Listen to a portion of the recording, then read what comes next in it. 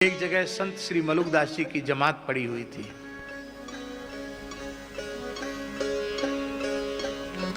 एक ग्वालिन थी,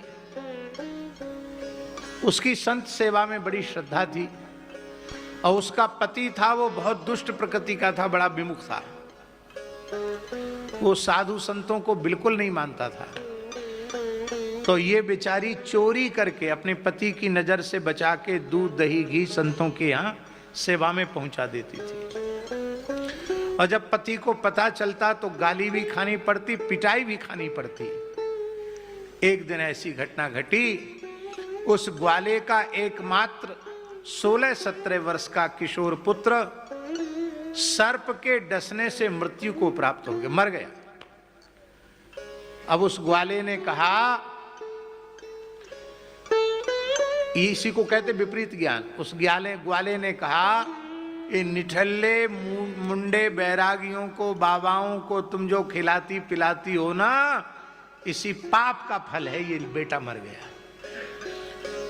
अब जिस बाबा जी को दूध दही पहुंचाती थी उससे इसको जिंदा करवाओ, यदि जीवित नहीं हुआ ना शाम तक तो इसी के साथ तेरा भी मैं संस्कार कर दूंगा, उस बाबा जी का भी पकड़ के संस्कार कर दूंगा। और पुत्र के शरीर को मलुकदास जी की जमात के आगे रख करके गालियां बकता रहा।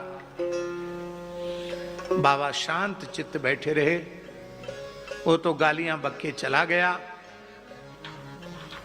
और उस देवी ने रोते हुए कहा, गुरुदेव, मेरा एकमात्र पुत्र जीवित हो जाए, ये मैं प्रार्थना नहीं कर रही हूँ।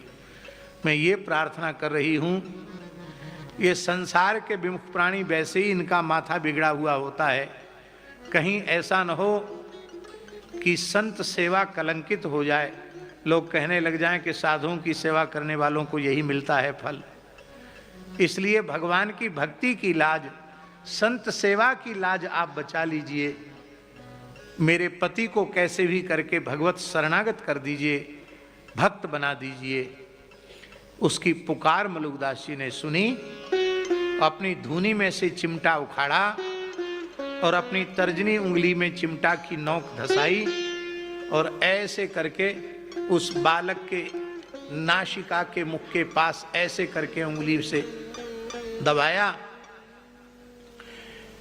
एक बूंद कुछ अमृत जैसा टपका उनकी उंगली से, और वो जैसे ही उसकी नासिका में पड़ा, दूसरे ही क्षण बालक जीवित हो गया, उठकर बैठ गया।